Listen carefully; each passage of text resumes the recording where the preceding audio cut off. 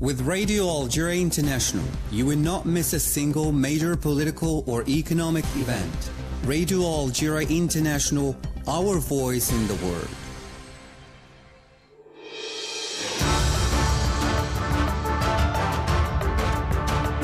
This is the English service of Radio Algeria International. It's time for the news. The President of the Republic, Mr. Abdelmejid Tebboune, has arrived at the People's Palace here in Algiers to preside over the celebration ceremony of the International Workers' Day. The Foreign Minister of Arab countries, Central Asia and Azerbaijan praised Algeria's effort to achieve reconciliation between the Palestinian factions, an initiative launched by the President of the Republic, Mr. Abdelmejid Tebboune, in 2022.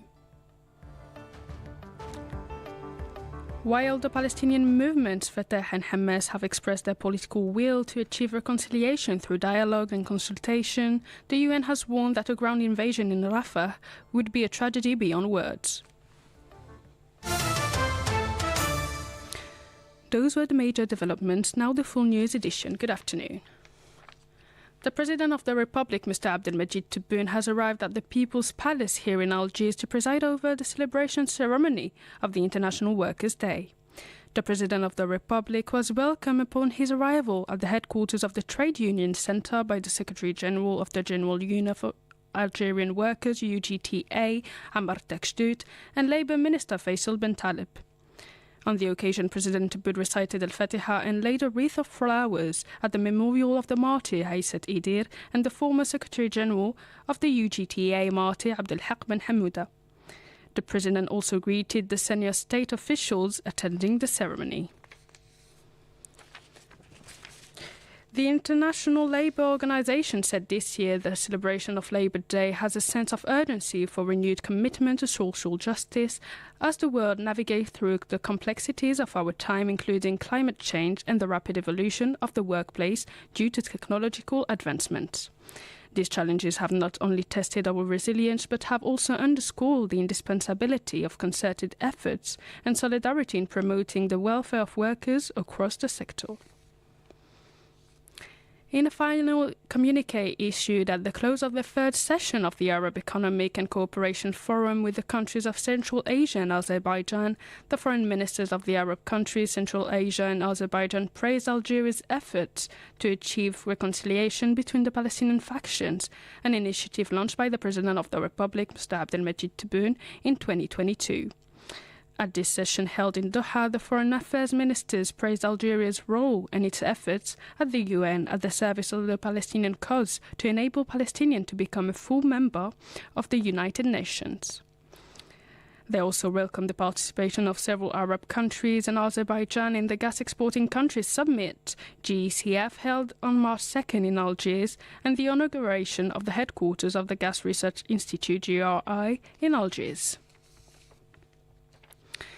During the third session of the Arab Economic and Cooperation Forum with Central Asian countries and Azerbaijan, held in Doha, Qatar, the Foreign Affairs Minister, Mr. Ahmed Attaf, has emphasized the importance of joint efforts to support the Palestinian cause and the compelled Zionist occupation to cease its aggression against the Gaza Strip. First, regarding the political aspect of our discussion, we see the necessity of prioritizing common attempts among participating countries and peoples in strengthening the Palestinian cause, which stands as one of the most just and enduring issues in the history of the United Nations. The cause must be elevated to the forefront of the international community's agenda at this critical juncture. The current situation requires our collective voices, positions and efforts to end the Israeli aggression against Gaza and to facilitate humanitarian aid efforts to alleviate the suffering endured by our Palestinian brothers, including killings, destruction, displacement and food shortages. At this pivotal moment, it is incumbent upon the international community to fulfill its historical responsibilities towards the Palestinian people by addressing the injustices and hardships they face.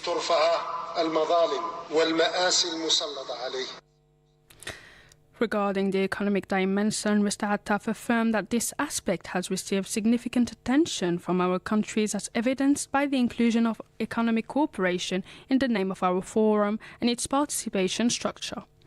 Regarding the human aspect, the foreign minister showed pride in the shared cultural, religious, civilizational and historical ties among the countries in this forum.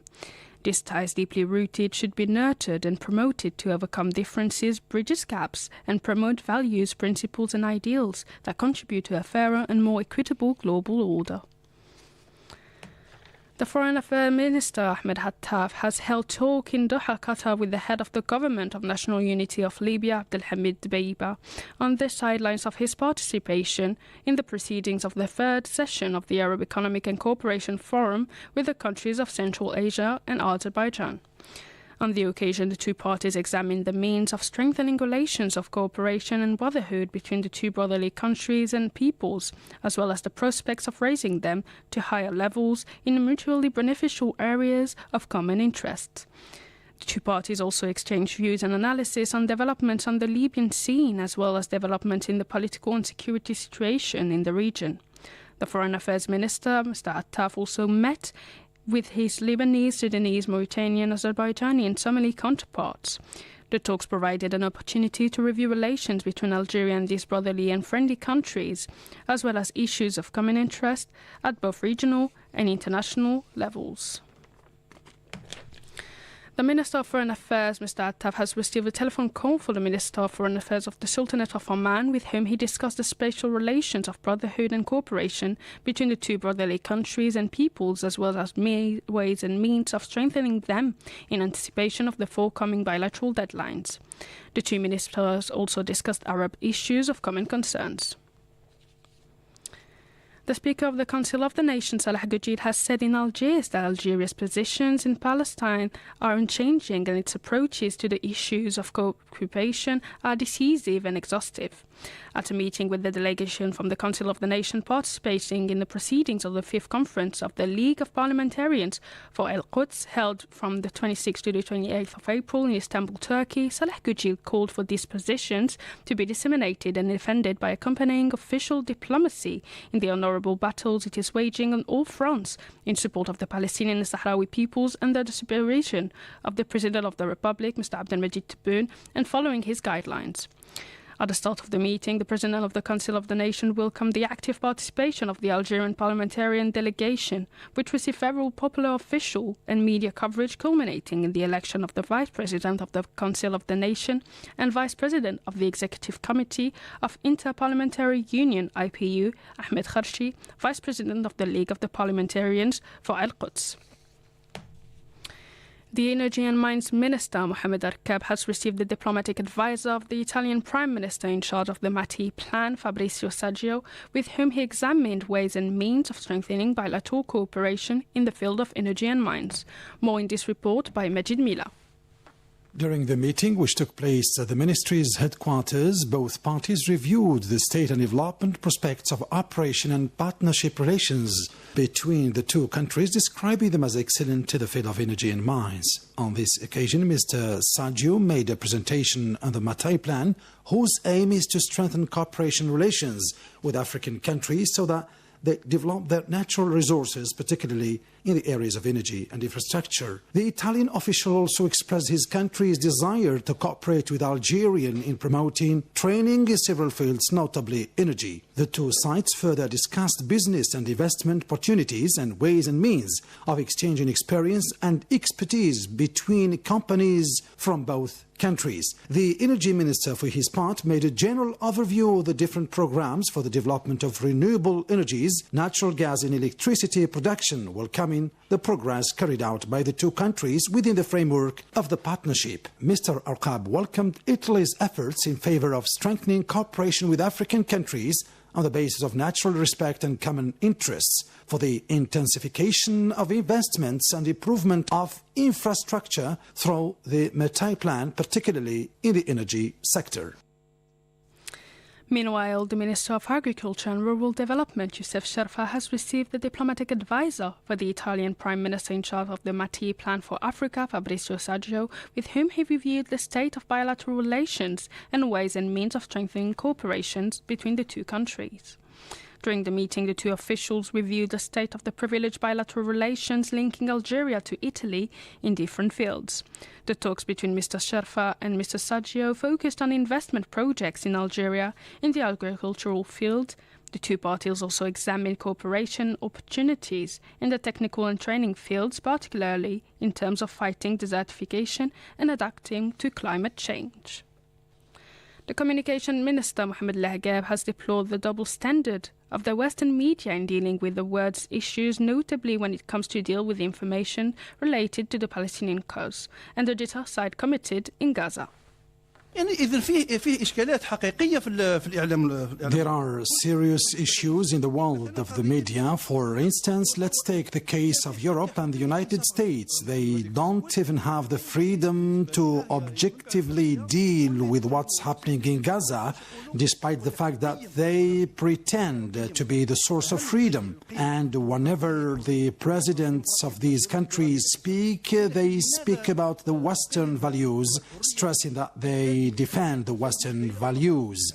The main Western value is freedom, and they link it to democracy and liberal economy. But why the double standard of this freedom? When it comes to the death of Arabs, Palestinians and Gazans, they refer to it as anti-Semitism, and when someone dies, they say it's a terrorist attack. That's the kind of issues should generate for us a real debate on the concept of freedom and the limits of freedom as well. That was the statement of the Communication Minister, Mohamed Lahgab. In Algiers, the chairman of the People's National Assembly, Brahim Boughali, has affirmed that sports diplomacy was capable of defending and promoting Algeria's choices at the regional and international levels. During the opening speech of the study day entitled Sports Diplomacy, Performance and Effectiveness, Mr. Boughali stressed that sport is a global social phenomenon that transcends geographical, cultural, linguistic and religious barriers, making it one of the most flexible mechanisms for communication among people. He added that sport reached the international scene and is now part of the national diplomacy. The Algerian officials said that our athlete defended Algeria's reputation and honoured our country. We are proud of the positions of our athletes at various sporting events where they defended Algerians' reputation and honored their country while also contributing to the condemnation of certain policies which are against law and justice. This is only a proof of their awareness and their commitment to the principles of the nation in harmony with the different components of the Algerian people and with the orientations of the Algerian diplomacy based on strategic choices for the benefit of our country. Mr. Boughali stressed that the meeting aimed to raise concerns and make proposals to help develop a global vision to strengthen Algeria's position in international sport fora and achieve the objective of sport diplomacy in line with the political will of the President of the Republic, Mr. Abdelmajid Tebboune, and his efforts to strengthen political and diplomatic action in our country. The Minister of Energy and Mines, Mohamed Erkab, has received the CEO of the Australian mining company Terramin, Feng Cheng, as part of ongoing follow-up of the zinc lead deposit exploitation project of Tala Hamza Mizur in Béjaïa province. During the meeting, the two parties held the results obtained as part of this project and the outcome of cooperation between Sonarem and Terramin. They also discussed ways and means of strengthening cooperation encompassing other mining projects in Algeria in the future. And now the death toll of the Israeli genocidal aggression against the Gaza Strip has killed over 34,568 people and wounded 77,765 since the beginning of the aggression. According to local sources, the occupying forces committed 4 massacres against families in the Gaza Strip within the last 24 hours, killing 33 people and wounding 57 others. Meanwhile, the Israeli occupation forces have arrested 26 Palestinians, including former prisoners and a minor, in several parts of the occupied West Bank. The Israeli occupation forces physically abused detainees, threatened their families, and destructed a number of Palestinian houses. The European Union's High Representative for Foreign Affairs and Security Policy, Joseph Borrell, has announced in Riyadh, Saudi Arabia, that several European countries are expected to announce in May their recognition of the Palestinian state. More details on the topic with Said Bourazi. According to the EU head of diplomacy who was speaking at the World Economic Forum in Riyadh, Saudi Arabia, 5 European countries, Spain, Ireland, Belgium, Slovenia and Malta, are expected to announce their unilateral recognition of the Palestinian state in the course of May. Beyond its symbolic significance, the recognition of a Palestinian state by several European countries expected in May could be a lever in the discussions on the two-state solution advocated by the international community, according to analysts. According to Agnès Levallois of the Institute of Research and Studies on the Mediterranean and the Middle East, quoted by a European media outlet, this recognition is above all a symbolic gesture which initially will not change the lives of the Palestinians, but it could be a lever to force the Zionist entity to recognize this Palestinian state. This Middle East specialist warned, however, against the real trap of recognizing a Palestinian state to ease the conscience without any other concrete commitment. For his part, Hesni Abidi of the Center for Studies and Research on the Arab and Mediterranean World described this recognition as a further step towards the establishment of Palestinian rights, claiming that it would strengthen the momentum for peace. Joseph Borrell's statements come at a time when the European voice is marginalized, he pointed out, arguing that massive unilateral recognition would put Europeans back in a position of strength in the discussions and to carry weight in the face of the stubbornness of the Zionist entity, which continues to oppose the creation of a Palestinian state. A former French ambassador to Qatar and Saudi Arabia said for his part that recognition by several European states would help the Biden administration in its pressure on the Zionist occupation authorities by showing that Europeans are moving in this direction and that we cannot pretend that the issue does not arise. Spain, which is seeking to win over as many countries as possible, had stated that recognition was in Europe's geopolitical interest. In a joint declaration, Slovenia, Spain, Ireland and Malta said they were ready to recognize Palestine if this could make a positive contribution to resolving the conflict. The Palestinian National Liberation Movement, Fatah, and the Palestinian Resistance Movement, Hamas, have expressed their political will to achieve reconciliation through dialogue and consultation and to strive to achieve Palestinian unity. The two Palestinian factions who met in China expressed their political will to achieve reconciliation through dialogue and consultation, and that they had discussed many specific issues and made positive progress. Both parties agreed to continue this process of dialogue and strive to achieve Palestinian unity as soon as possible. The American Brown University, from a prestigious group of campuses in the northeast of the United States, has announced an agreement with its pro-Palestinian students in the first of its kind in the crisis that is shaking the American student world over the Zionist aggression on the Gaza Strip. The details in this report by Said Bourazi. The president of Brown University in Providence, Rhode Island, Christina Paxson, welcomed in a press release the dismantling of an encampment of pro-Palestinian students and activists at 17 hours, 21 hours GMT in exchange for a promise that the university's board of governors would decide on the divestment of companies that enable and profit from the genocide in Gaza. Cutting ties between large American private universities and patrons and companies linked to the Zionist entity is one of the demands of the student movement and activists defending the Palestinian cause, and is up in arms against the aggression being waged by the Zionist entity against the Gaza Strip.